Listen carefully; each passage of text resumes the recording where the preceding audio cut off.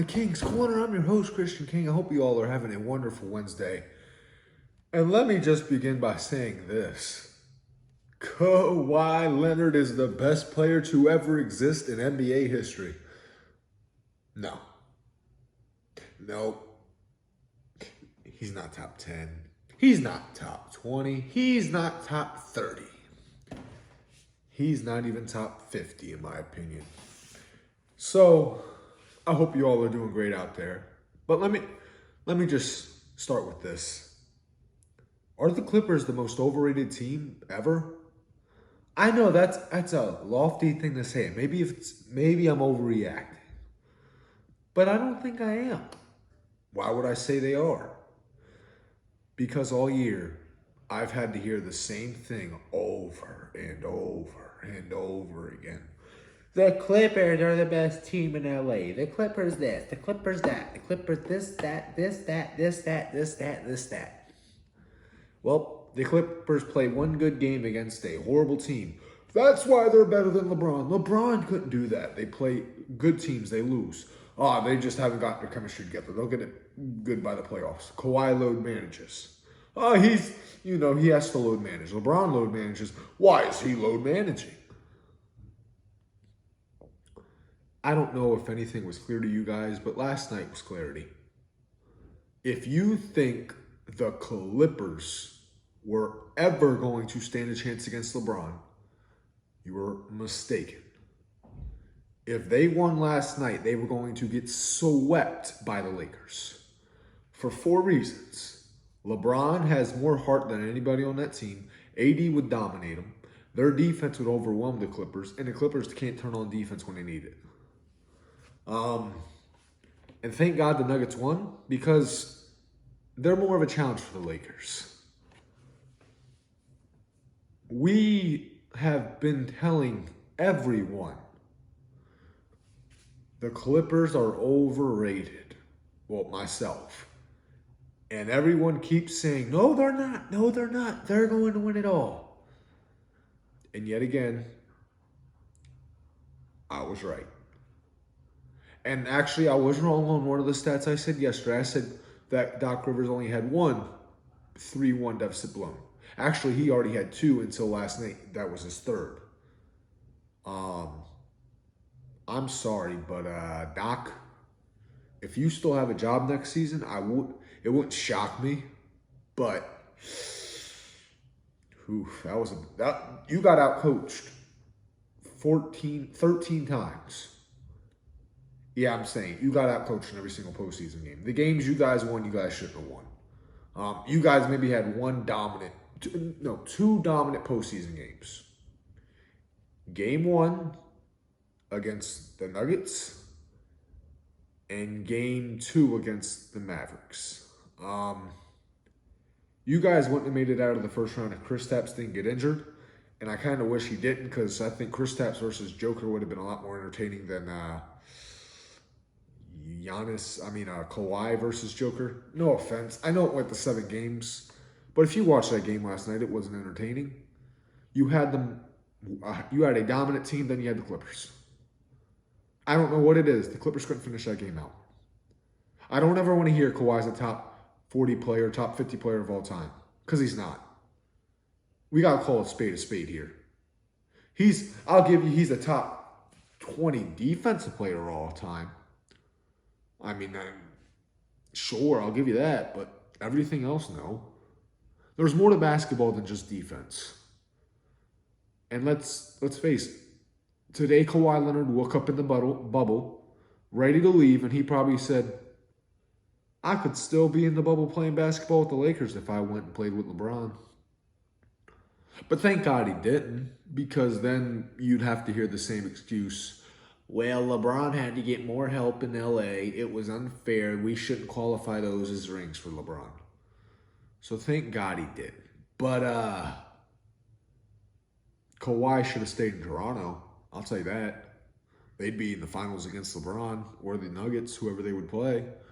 But sure, Kawhi, I hope you enjoy your time off. I hope you and the Clippers can rekindle, maybe get more chemistry. Take the regular season more seriously. Don't load manage every other game. I hope you learned your lessons. Because actually, the NBA was probably really glad the Clippers lost last night. Because it might have ended the load managing. Maybe. But we all know how hard-headed Kawhi is. The other game, the Heat, Celtics, wow. I said that was going to be a really entertaining series. And wow, was that an entertaining game one. If this whole series is like that, ladies and gentlemen, seatbelt down, grab some popcorn.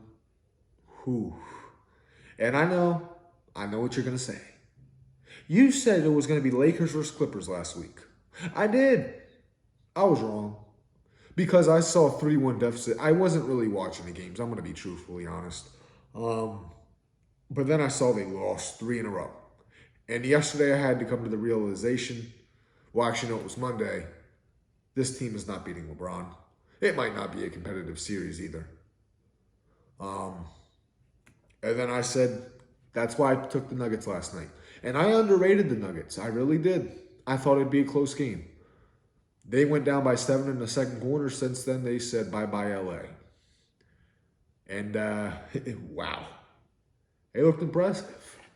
Actually, 3 out of the 4 teams that played last night looked like great NBA teams. The Clippers looked like Pee-wee. But let me move on from the NBA. And today's episode is going to be a little shorter.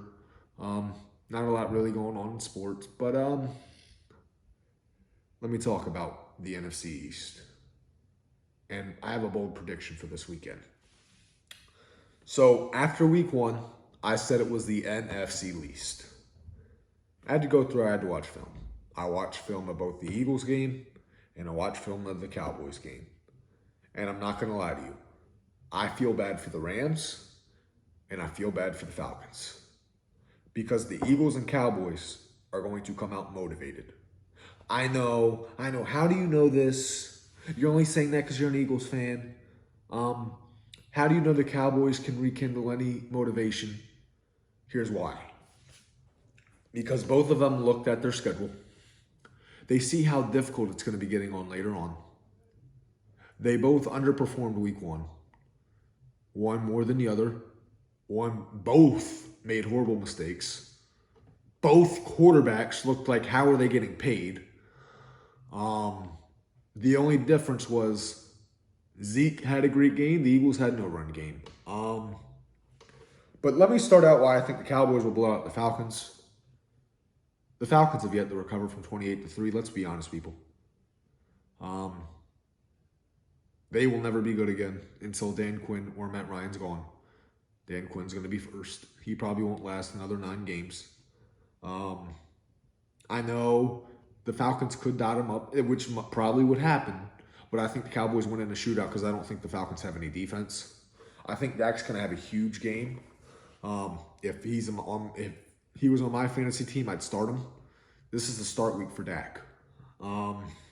Their defensive line, they're going to be motivated because they're looking at their linebacking core and they're looking at the secondary. Oh, we're a little banged up in these 2 areas. We got to get home. Mark my words, Matt Ryan will go down at least 3 times. At least. Zeke's going to have a huge game. Probably both out of the pass and rush game. It's going to be fun to watch for the Cowboys. And the reason I think the Eagles win, let me just state a fact. They're getting Lane Johnson back this week. And in the Doug Peterson, Carson Wentz era, the record with and without Lane Johnson are 2 totally different things. With Lane Johnson, they're 36-17. Without Lane Johnson, they're 6-12. And to be truthful with you, 4 of those 6 games that they won without him came all at the end of last year. So if you take those 4 games out, they're 2-11 without Lane Johnson. Ugh. They're getting him back. That means Carson Wentz's right side is going to be a little more shirt up. Miles Sanders comes back. The run game's going to be back. They haven't said anything about Alshon, but he might be back soon. And not to mention, Carson Wentz is going to be motivated. I know I'm saying that because I'm an Eagles fan. People are going to say that, keep saying it. Let's look at games Carson Wentz the game after Wentz throws 2 interceptions or a fumble, because it has happened in the past 3 other times. Only 3. He's thrown for 8 touchdowns, 2 picks, and a passer rating of a 112. The last time Wentz went against the Rams, he got injured and tore his ACL, and we never saw the MVP of Wentz again until the end of last year. Believe me when I say this. I think this week, Doug Peterson's going to start looking into that game. See what works, see what doesn't work. He's going to look at the film last week. And he's going to realize where Dak Prescott had his most success was using his legs. Doug, use Wentz's legs. You haven't done it since that Buffalo game last year. And you haven't done it on a consistent basis since Wentz got injured. Use Carson Wentz's legs. It's a huge strength for him. For some reason, when you don't use his legs, he looks watered down. Carson Wentz is not a pocket passer. Get that thought out of your head. He cannot be a traditional pocket passer. Carson Wentz is a slightly to about an average pocket passer. I'll admit that. He's not a great pocket passer. But you know what he is great at? On the run. On the run, he's one of the 2 best quarterbacks in the league. There's a reason people say he's top 10. It's because of how he plays on the run. And in 2017, you know how the Eagles were really successful? At the end of 2019, you know how the Eagles were really successful? They put Wentz on the move. Doug, we need you to get back to that. Get Wentz back to Wentz level. Hello, it's in the pudding. The stats are there. They prove us right. Do it, Doug. Do it. Analytics prove we're right. And don't say they don't. I don't know what the heck you were saying the other day. I should have acknowledged this on Monday, but I didn't really know about it until I read up on it yesterday, and I should have acknowledged it on the show yesterday.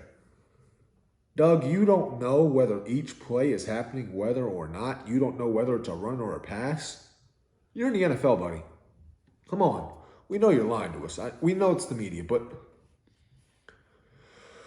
come on, Doug. But they're both going to be in my Kings bet this week. Both games. You pretty much know what I just said. I'm going to predict those games, but they're going to have huge games. The Giants, they might slip one out. I don't think so. I think they lose. Washington football team, I think they lose to the Cardinals.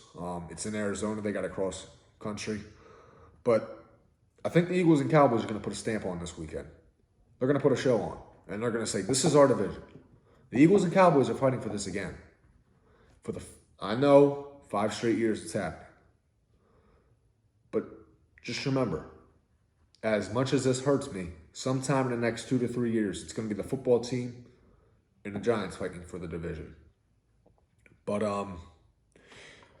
that's all I got. Thanks for watching this episode of King's Corner. I hope you all have a wonderful day.